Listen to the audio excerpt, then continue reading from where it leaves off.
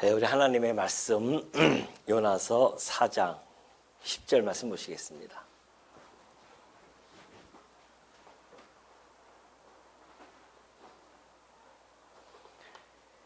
요나서 4장 10절입니다. 여호와께서 이르시되 네가 수고도 아니하였고 재배도 아니하였고 하룻밤에 났다가 하룻밤에 말라버린 이 넝쿨을 아꼈거든. 하물며 이 큰 성읍 니느웨에는 좌우를 분별하지 못하는 자가 12만 명이요 가축도 많이 있나니 내가 어찌 아끼지 아니하겠느냐 하시니라. 11절까지 봉독해 드렸습니다. 오늘부터는 우리 요나서를 살펴보게 됩니다. 요나서는 매우 이채롭고 흥미로우면서도 크고 중요한 진리를 담고 있습니다. 뿐만 아니라 구약 시대에 쓰여진 책이면서도요, 신약 시대에 와서야 본격 계시되어지는 그 이방 구원 문제를 전면에 부상시킴으로써 신약과 구약의 어떠한 내적인 통일성을 입증해주는 그런 책으로서 우리들에게 소개되고 있습니다.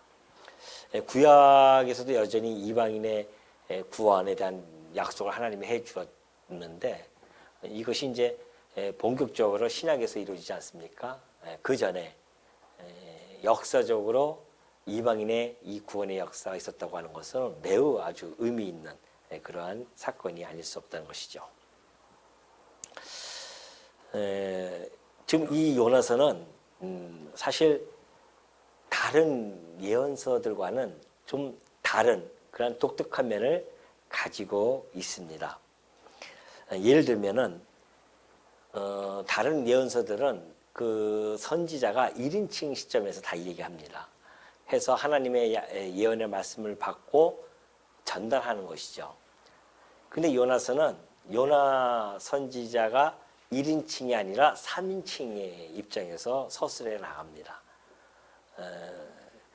3인칭 그리고 내용도 역시 마찬가지죠.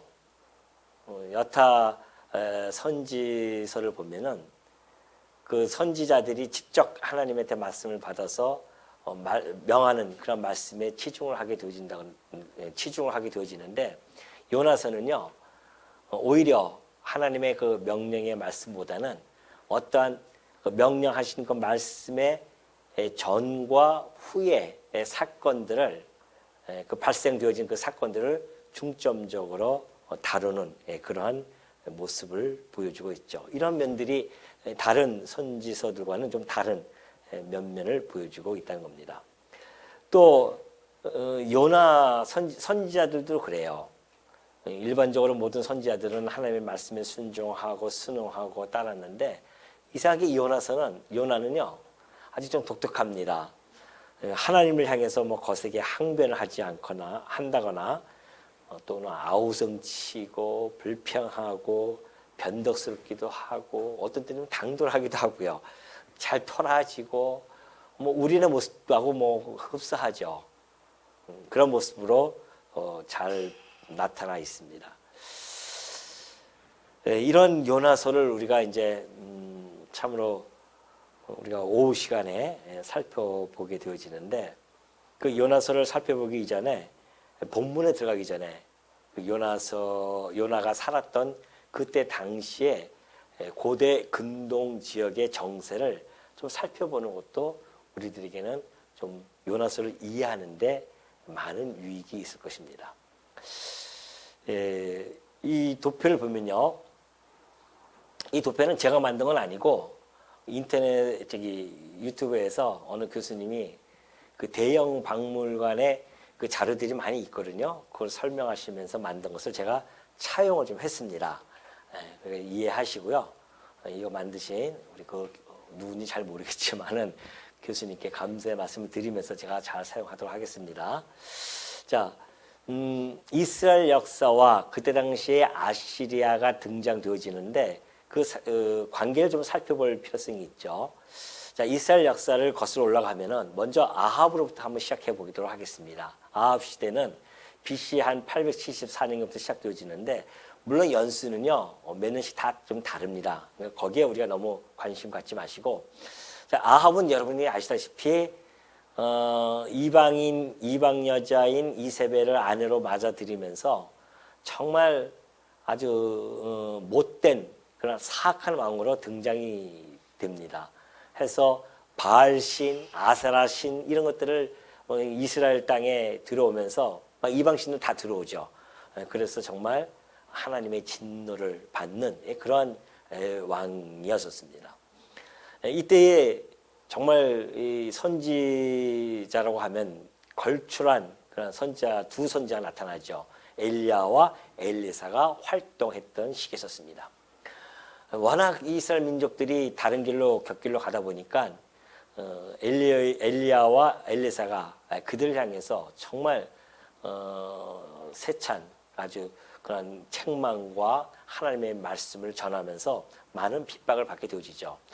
급기야 엘리야는 갈멜산 대결이라는 그 바알 선지자와 아스라 선지자 850명과 대결을 벌이지 않습니까? 거기서 엘리야가 승리를 합니다. 그럼에도 불구하고 여전히 이스라엘 민족들은 하나님을 떠난 그러한 생활을 하고 있습니다. 하나님께서는 마침내 이 예후가 있죠. 이 예후는 아합의 그 아들들이 이제 있는데 아하시아가 있었고 그 또 요람이 있었습니다. 그 시대가 있었는데 그 요람을 죽이면서 아합 일가를 다 처단합니다. 그래서 하나님으로부터 칭찬을 받죠. 그리고 4대를 보장받아요. 그래서 이 예후는 그의 아들 여호아하스, 그의 손자 요아스, 그리고 그의 증손자 여로보암 2세, 마지막 스가라 해서 4대를 왕조로 그렇게 가지고 활동을 하게 됩니다. 자, 근데 이때 이제 예후 시대 때였었어요. 이때의 고대 근동 지방에는 아수르가 이제 등장이 되어지죠. 신 아수르가 등장되어져서 이 아수르나 18, 아수르나 18 이렇게 읽어야겠네요. 아수르나 18 이거 영어 그러네요. 하여튼 뭐 그렇게 좀 들으십시오. 하여튼 이 왕이 그때 당시에 니느웨에서 중앙 집권을 아주 완성을 시켰었습니다. 그러니까 아주 힘이 좀 강하게 되어지죠. 중앙 집권이 완성되어지고 나서는 그 다음에 살만 에셀 3세로부터 시작되어진 영토 확장이 펼쳐나가기 시작합니다. 이때 이제 이 팔레스타인을 침공한 겁니다. 예후 시대 때죠. 그래서 이 침공을 해가지고서는 아시리아에게 항복을 합니다. 그래서 이제 조공을 바치기 시작해요. 근데 이 아수르의 정책은요, 포로에게는 무자비한 그러한 정책을 펼칩니다. 그래서 대형 박물관 가면은 그 포로들을 어떻게 다루는지 그런 조각, 돌로 만든, 그때 당시에 돌로 그것을 다 표현한 것들이 거기에 다 진열되어 있다고 하더라고요. 한번 여러분 시간 있으면 한번 가보시기 바랍니다. 대형 박물관. 그런데 그 모습 보면은 너무나 포악해서 주변에 있는 나라들이 아수르가 쳐들어오면은 아예 그냥 머리를 조아리고 미리 조공을 바치는 거예요. 이제 그렇게 이 전개에 가려고 아수르가 그런 정책을 핀 겁니다. 그래서 요나 1장 1절에 보면 하나님 그러죠. 너희들의 악독이, 그래요. 악독이 하늘에 내가 상달됐다. 그 악독이 바로 그런 모습들이었었습니다. 그러니 예후 시대 때 이 조공을 계속 바치고 후손들로 바치면서 여로보암 2세 때에 이제 드디어 요나가 활동하던 시기였었습니다. 여로보암 이 요나 같은 경우는 이제 자기 선조들의 그런 어려움을 알죠. 아시리아의 그 포악한 행동도 압니다. 그러니까는 그 나라에 대한 적대감이 들 수밖에 없는 겁니다. 그래서 요나 보고 아시리아에 가서 니느웨에 가서 복음을 전하라고 했더니만 싫어서 도망간 이유가 바로 이것도 한몫을 하는 겁니다.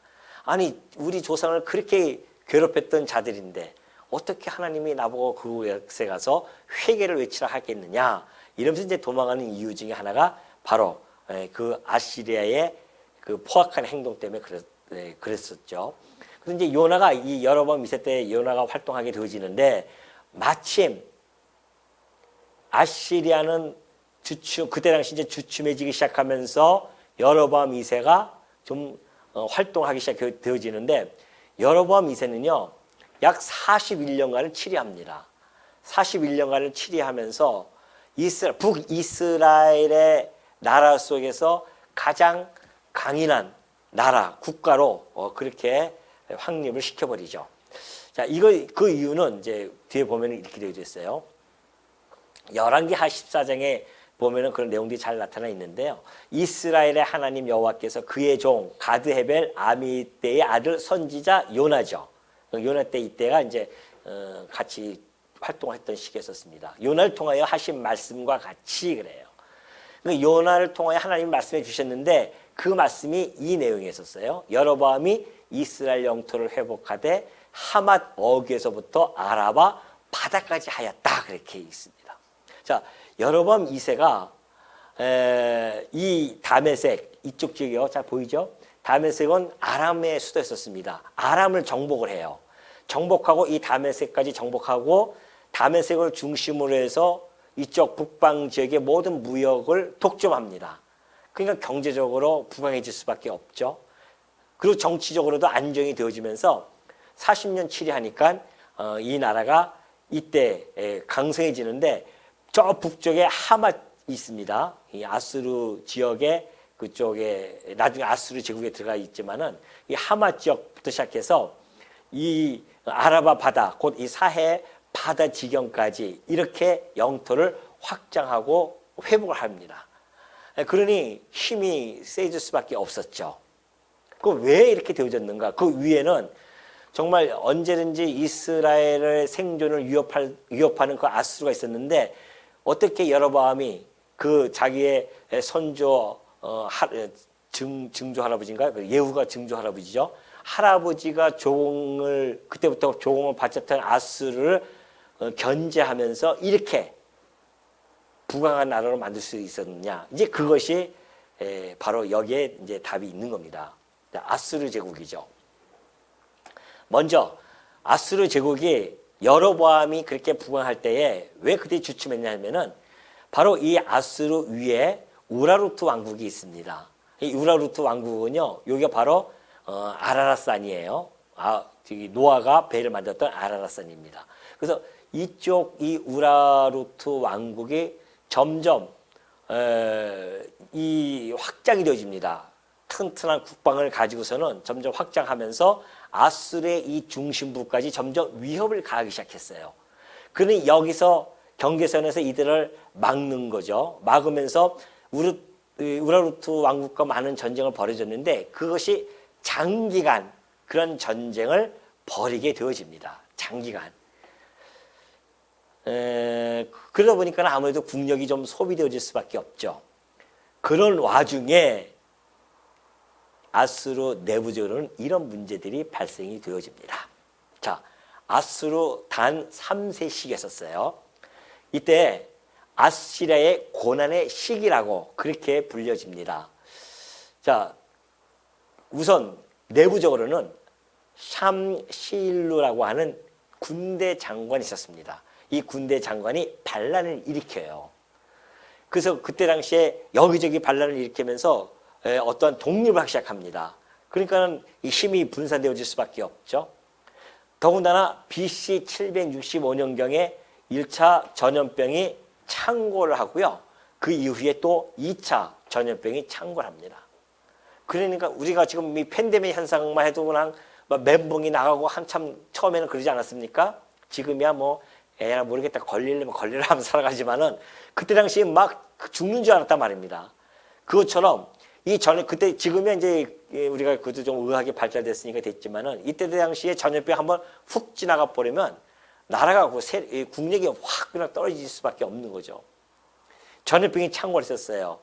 그리고 큰 사건이 하나 있었는데 그것이 바로 BC 763년 6월 15일 날 어떠한 사건이 벌어졌냐면은 계기일식이 벌어진 겁니다.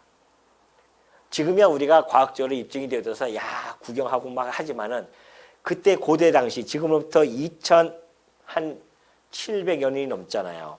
2000 거의 800여 년이 되어지는 그때 당시의 사람들은 갑자기 태양이 시커멓게 가려지면서 온 땅이 깜깜해진다고 하는 것은 두려움의 대상일 수밖에 없단 말입니다. 더군다나 전염병은 돌죠. 그리고 이 계기일식은 벌어지죠. 마음이 두근두근하고 막 이거 무슨 큰일 날 것처럼 그런 분위기가 조성이 되어진 겁니다. 그래서 군사 원정을 중단했던 시기가 759년기였었습니다. 이때부터 군사 원정 중단하고 지금 안에 내부를 수습하기도 힘든 그러한 상황에 있었어요. 이때의 요나가 이 지역으로 들어간 겁니다. 그러니까는 회개하라 한마디만 외쳐도요 온 범사회적으로 회개 운동이 일어날 수밖에 없는 그 환경을 이미 하나님이 다 만드시고 이곳에 보내신다는 겁니다. 전도는 그런 겁니다, 여러분. 전도하는 건 너무 어려워. 하나도 안 어렵습니다.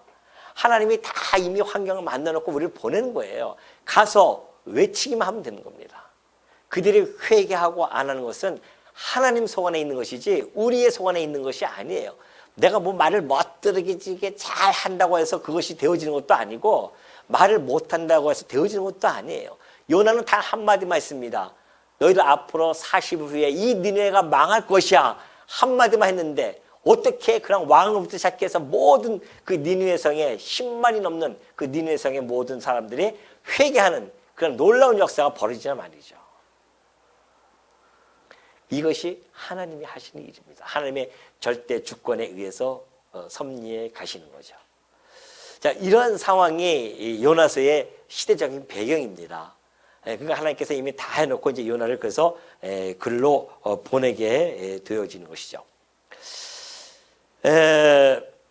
사실 이 요나는 그때 당시에 이스라엘 백성들이 그렇게 말도 안 듣고 하나님을 배반하고 막 그냥 우상을 섬기고 그런 가운데서도 여전히 이스라엘 민족 안에서는 소수의 그 신앙 엘리트들이 있는 거죠. 종교 엘리트들이 있었습니다. 여전히 하나님을 경외하면서 살아갔었죠. 그리고 이 선민 사상에 완전히 정말 철두철미한 그러한 자들이 있었습니다. 그러니까 이방인들을 배척하고 그런 배타주의가 있었던 거죠. 그리고 선민 중심 사상으로 늘 생각을 했던 그런 사람 중에 하나였었어요. 근데 그런 요나에게 제 이방에 가서 회개를 전하라고 하니까 요나로서는 도저히 납득할 수가 없죠. 그래서 그는 하나님의 말씀을 불순종하고 하나님을 떠나서 다른 쪽으로 가는 그런 우를 범하게 될 수밖에 없었다는 것이다. 이것이 그때 당시의 요나의 상황, 시대적인 배경 이런 것들을 우리는 알 수가 있는 것이죠. 자, 이런 것을 이제 그러고 나서 요나가 가서 복음을 전하고 와서 놀라운 역사가 일어나지 않습니까? 그리고 이제 요나가 이것을 기록을 하죠. 기록을 하고 요나서가 오늘날까지 이렇게 성경의 구약 성경의 정경으로서 자리매김되어졌고 이 시간 우리들에게 읽혀질 수 있도록 하나님께서 이걸 다 만드신 겁니다. 옛날 그 구약 시대 때는요, 사실은 예상하지 못했던 그러한 일이 벌어진 겁니다. 그 구약 시대 때 백성들은 이런 선민 사상이 뚜렷했었죠. 우리만 하나님의 백성이야라고 했는데, 그런데 이방인들에게도 하나님께서 그들에게 회개의 기회를 주는, 그래서 당신의 백성으로 삼아주는 그런 모습을 보여주게 되어지죠. 이것이 하나님께서는 선민뿐만이 아니라 이방인들도 함께 하나님의 그러한 구원의 계획 속에 있다는 것을 지금 이 요나서를 통하여 우리들에게 충분하게 보여주고 있죠.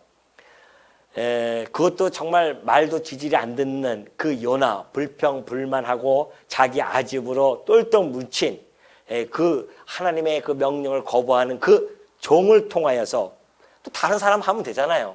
근데 도망가는 걸 이 그림 보시 아까 그림 봤었죠? 요나 하면은 그 큰 물고기가 생각나지 않습니까? 거기에 집어넣고 다시 토해내게 해서 다시 글로 보내시는 이런 우열곡절 끝에 결국은 당신의 목적을 이루어 가시는 그 하나님.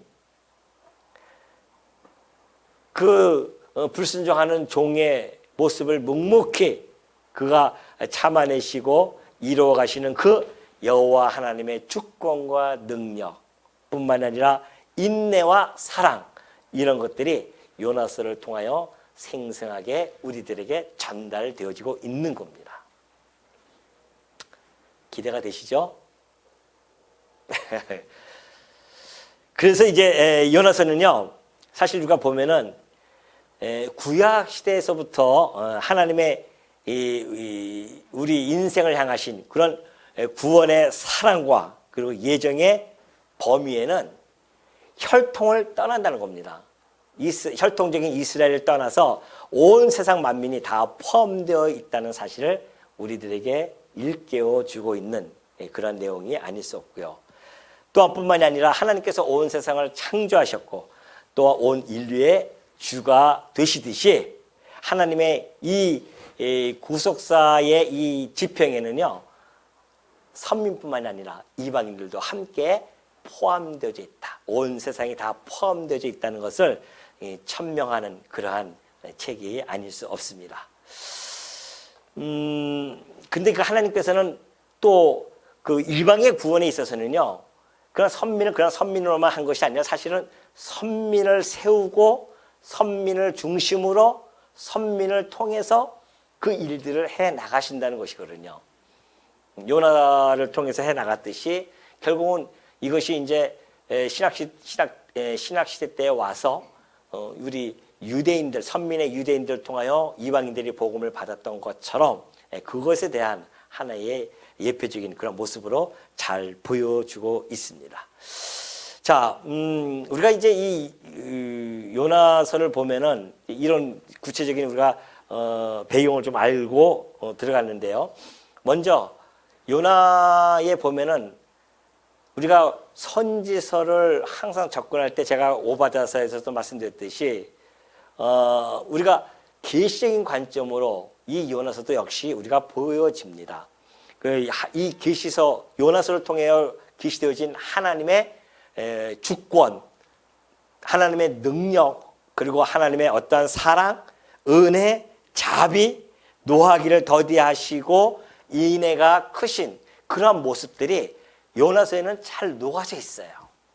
그러니까 우리는 그 하나님을 계시되어진 하나님을 발견하는 겁니다. 야, 하나님 정말 이런 하나님이시구나. 이걸 우리는 계시적인 관점에서 충분히 하나님이 계시되어진 그 하나님을 발견할 수가 있고요. 또 하나는 이것은 역시 예수 그리스도에 대한 예표적인 사건이 아닐 수 없습니다. 그렇죠?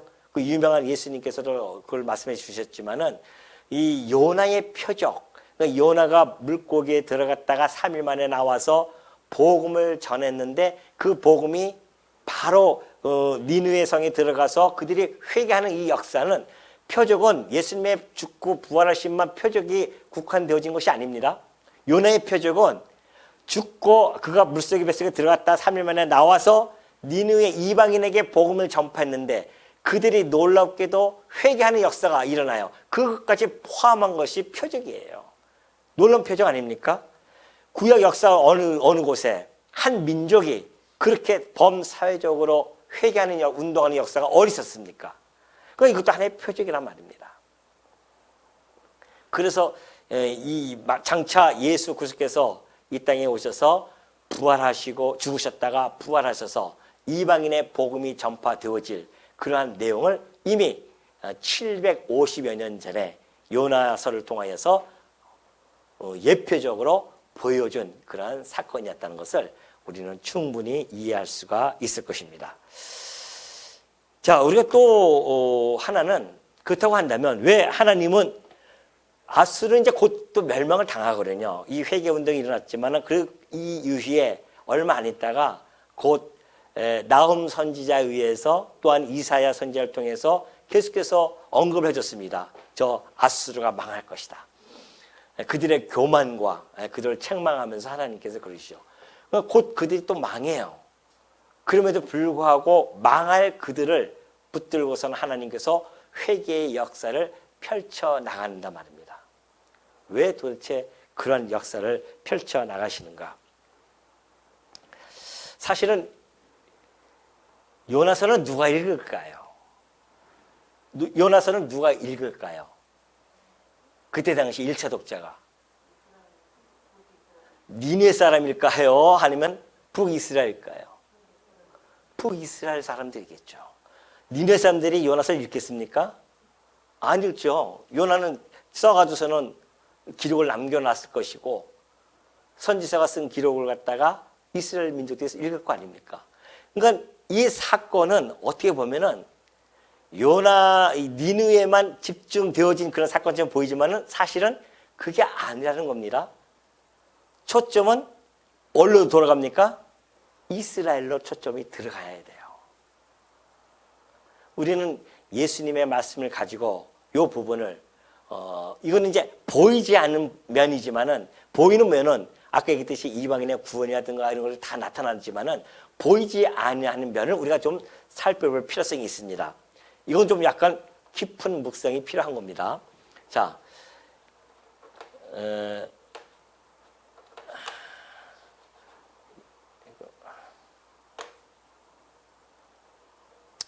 마태복음 12장 39절의 말씀입니다.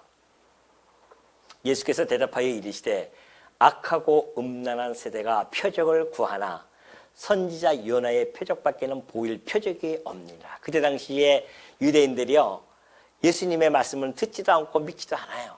그리고 기껏 해봤자 기껏 많이 그렇게 보여줬는데도 불구하고 표적을 또 구합니다. 당신이 하나님의 아들인 표적이 뭐요? 물어봐요. 그러니까는 예수님께서 뭐라고 말씀하시냐면 악하고 음란한 세대 그래요. 지금 그 표적이 뭐냐고 물어보는 세대를 향해서 너희들이 악하고 음란한 세대라고 합니다.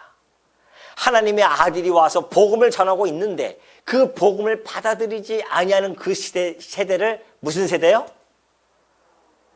좀 크게 한번 하십시오. 무슨 세대요? 예, 좋습니다. 제가 왜 이렇게 하는지 알겠죠? 지금 배도 부르겠다, 뭘 점심 왜 이렇게 또 맛있는 걸 많이 주시는지 그냥 먹고 나면 그냥 졸리는 거예요, 그냥. 실컷 막 교제 나누다가 막상 말씀 들어가면 이제 그때부터 본격적으로. 그래서 제가 지금 계속 하는 겁니다. 악하고 음란한 세대예요. 하나님의 말씀을 받아들이지 아니하는 그 세대가. 그러니 북이스라엘도 그때 당시에 무슨 세대였겠습니까? 악하고 음란한 세대였었습니다. 그들에게 표적을 보일 필요성이 있었어요. 그것이 바로 요나의 표적이었습니다. 1차적으로. 그 요나가 밤낮 사흘 동안에 큰 물고기 뱃속에 있었는데요. 인자도 밤낮 사흘 동안 땅속에 있을 것이다 그래요. 그러면서 하시는 말씀이 중요한 말씀을 하십니다. 심판 때에 니느웨 사람들이 일어나 이 세대 사람이 누구예요? 악하고 음란한 이 세대 사람을 정죄하리니, 정죄한다고 합니다. 이는 그들이 요나의 전도를 듣고 회개하였음이거니와 요나보다 더 큰 이가 여기 있다다 그렇게 이야기합니다. 자, 심판 때에 니느웨 사람들이 일어나 이 세대 사람, 예수님의 말씀을 받아들이지 아니하는 그런 사람들을 정죄한다는 겁니다. 자, 여러분 좀 이렇게 딱 오십니까? 북이스라엘이 누구에게 심판을 받습니까? 아수르에게 받잖아요. 아수르에게 심판을 받아요. 그들이 아수르에게 정죄함을 받는 겁니다. 왜? 아니, 선민인 너희들, 내가 너희들에게 그 많은 선자를 보내고 또 보내면서 그렇게 이야기했음에도 불구하고 하나님의 그 말씀을 듣지 아니하고 여전히 우상을 숭배하고 표적이나 구하는 그러한 악하고 음란한 세대가 북이스라엘의 그때 당시의 세대였단 말입니다. 너희는 선민인데도 그래? 그래, 한번 내가 이방인한테 보내볼게. 이방인한테 요나를 통해서 보냈는데 웬일입니까? 이거는 하루 만에 다들 범사회적으로 회개운동이 일어나요. 니느웨 사람들이 그때 당시에 북이스라엘 사람들을 정죄하겠습니까? 안 하겠습니까? 안 해요? 나는 한다고 얘기했는데 내가 잘못 알아들었나요? 정죄하는 거죠.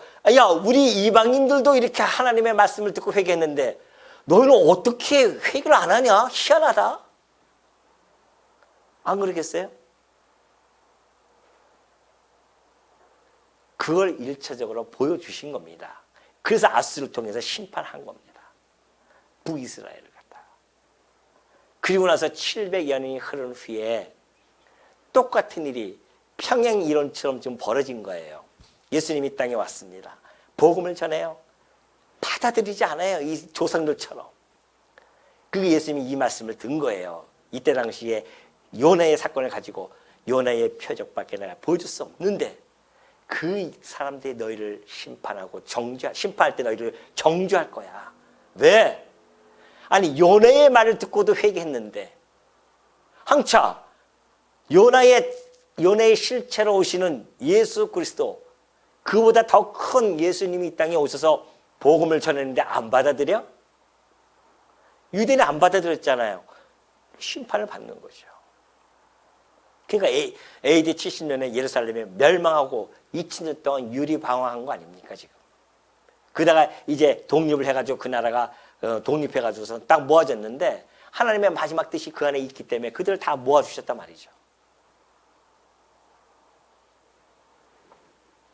이것이 요나서에 담겨져 있는 보이지 아니하는 어떤 신학적 의미를 우리들에게 전달해 주고 있습니다.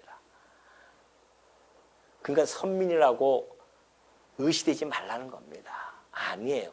우리도 어떻게 보면은 영적인 선민자입니다. 그렇죠? 하나님의 택한 백성들이에요. 그럼에도 불구하고 우리도 모르게 영적인 선민의 우월성을 가지고 있어요. 그 우월성은 긍정적인 면에서의 우월성이 아니라 부정적인 면에서의 우월성. 그래서 마치 저 사람들이 어떻게 예수 믿어? 아유, 저 사람은 예수 못 믿어. 그렇게 우리가 치부하고 그들을 갖다가 판단할 때가 참 많이 있어요. 마치 이방인처럼. 이 이스라엘 민족들이 저 니느웨 사람들을 우습게 여기고 저들은 하나님의 자녀들이 아니야라고 했던 그런 시각으로 보는 것처럼. 그런데 오히려 그들이 하나님의 말씀을 듣고 회개하는 운동이 벌어진 이 놀라운 역사는 오늘 우리들에게 많은 것을 경종을 울리는 것이죠. 오늘도 우리도 선민 우월 사상이 있어가지고 저것들은 지옥 자식이야 이렇게 우리는 치부하고 있지는 않는지, 그들을 정말 궁핍한 마음으로 바라보고 끝까지 그들에게 복음을 전하고 있지는 아니하는지, 그들도 하나님이 사랑하는 백성인지 우리가 어떻게 아냐 말이죠. 우리는 또 다른 요나가 되어져서 하나님의 그 말씀을 불순종하고 하나님께서 우리 보고 가라 하는데 가지 못하고서는 딴 길로 자꾸만 도망가는 우리의 모습은 아닌지, 우리는 이 요나서를 통해서 곰곰이 생각해 보는 그러한 시간들이 되어질 줄을 믿습니다.